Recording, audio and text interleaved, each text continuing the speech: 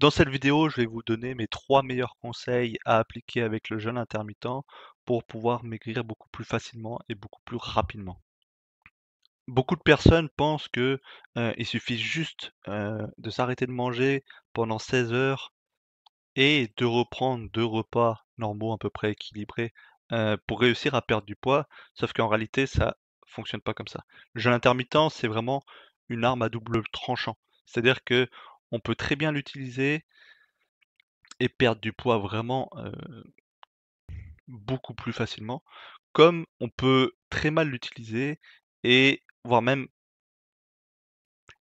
plutôt prendre du poids à cause du jeûne intermittent.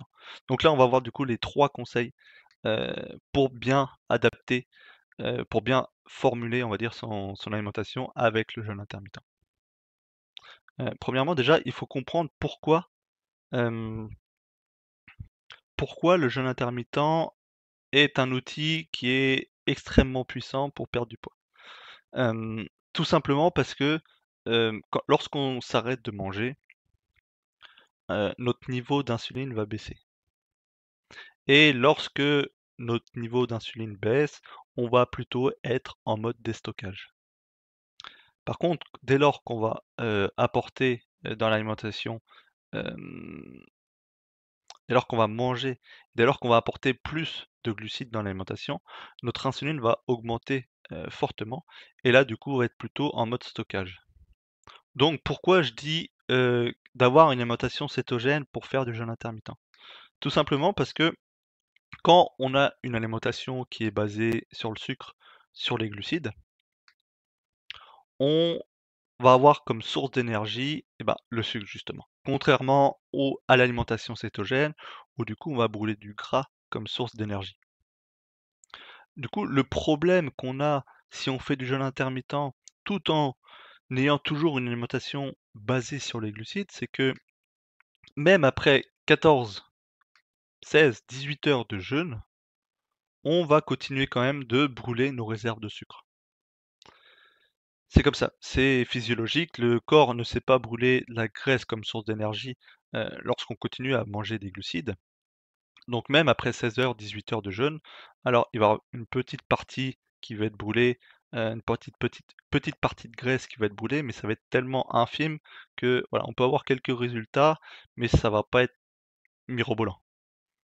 Par contre, si on est dans une alimentation cétogène, qu'on brûle du gras comme source d'énergie, alors oui, faire du jeûne intermittent, faire voilà, sauter le petit déjeuner, ou le repas du soir, on va en parler après, hem, mais voilà, passer de 14 heures à 16 heures à 18 heures de jeûne, là, ça va avoir un réel impact. Parce qu'on va plus être en train de brûler nos réserves de sucre, mais on va du coup puiser directement dans nos réserves de graisse.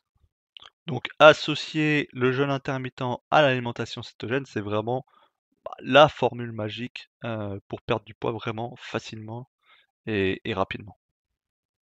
Donc si jamais, vous connaissez pas l'alimentation cétogène, voilà, j'ai créé un guide gratuit, bah, pour perdre du poids, vraiment, hem, comprendre pourquoi, qu'est-ce qui vous bloque, vraiment l'approche, la plus efficace pour perdre du poids sur le long terme.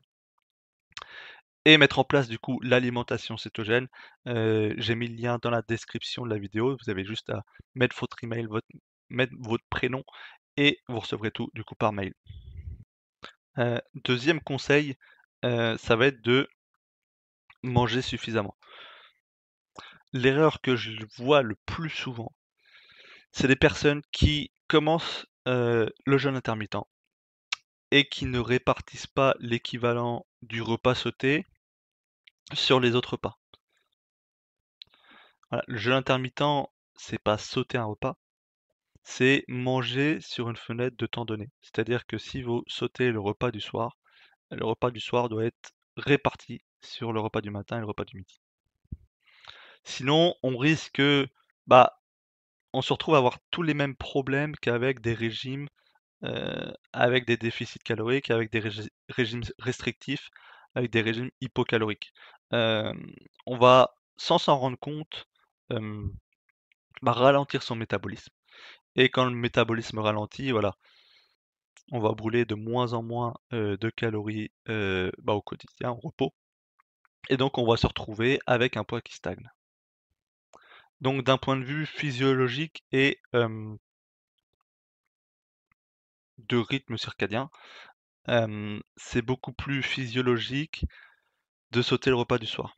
Alors voilà, je sais que c'est pas forcément, au niveau familial, au niveau, voilà, des contraintes, je sais que c'est pas forcément le plus facile à faire. Généralement le repas du soir, c'est le repas où on mange en famille, où on mange voilà, mais c'est quand même le mieux. Après voilà, si vous faites du jeûne intermittent, heu, le matin et que vous mangez le midi et le soir, c'est OK aussi. Mais ce qui reste quand même le plus physiologique, d'un point de vue rythme circadien et cetera, pour avoir un bon sommeil, pour réussir à perdre du poids, c'est quand même de manger, le plus tôt possible dans la journée. Et le dernier conseil, c'est d'avoir une alimentation cétogène qui est bien formulée. Qu'est-ce que j'entends par bien formulée? En fait, hem, c'est d'éviter, voilà, c'est d'avoir une alimentation qui répond à ses besoins et qui vient pas entraver le processus de perte de poids. Voilà. On pense souvent que à partir du moment, du coup, on est en alimentation cétogène, on peut consommer, toutes les matières grasses, sauf qu'il y a des bonnes et des mauvaises matières grasses.